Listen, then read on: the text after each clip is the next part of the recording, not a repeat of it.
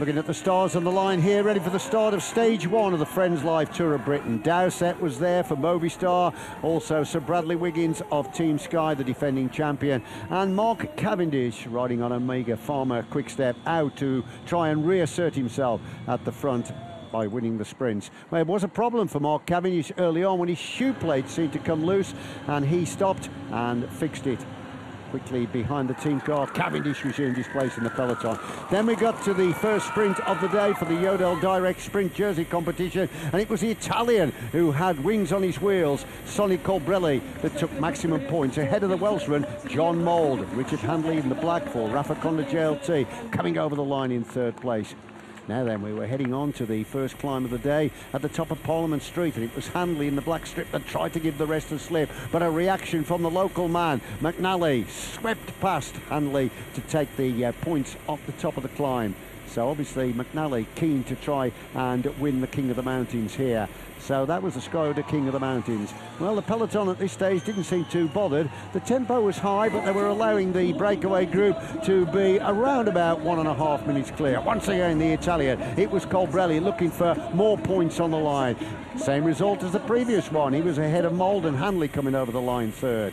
So the four continuing to work here as they went through Sefton Bar, taking bit and bit, and they were about 1 minute and 20 seconds ahead as McNally danced to the summit of the climb for the second time. So that means he'd won 2 out of 2 at the summit of Parliament Street. So next ahead, we were heading to the line for sprint number 3. And here the Italian, Colbrelli, looking to try and outwit the rest. Colbrelli, well, he was the quickest easily. Colbrelli coming over the line to make it 3 out of 3. It was a valiant try by Mould to try and get on turns, but he hadn't got the sprint power.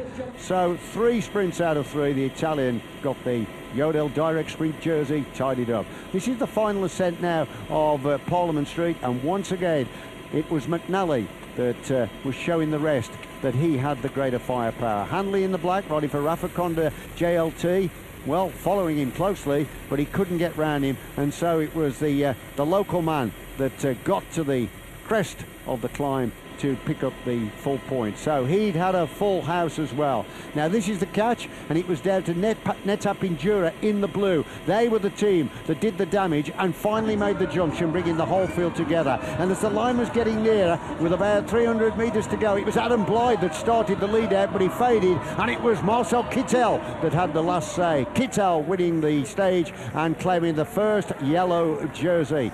Great sprinting by the big, powerful German.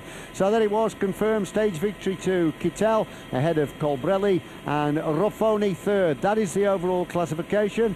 So Colbrelli, thanks to his 9 seconds won in the Yodel Direct Sprints competition, means that he's now just 1 second behind this man, and that is Kittel in the yellow.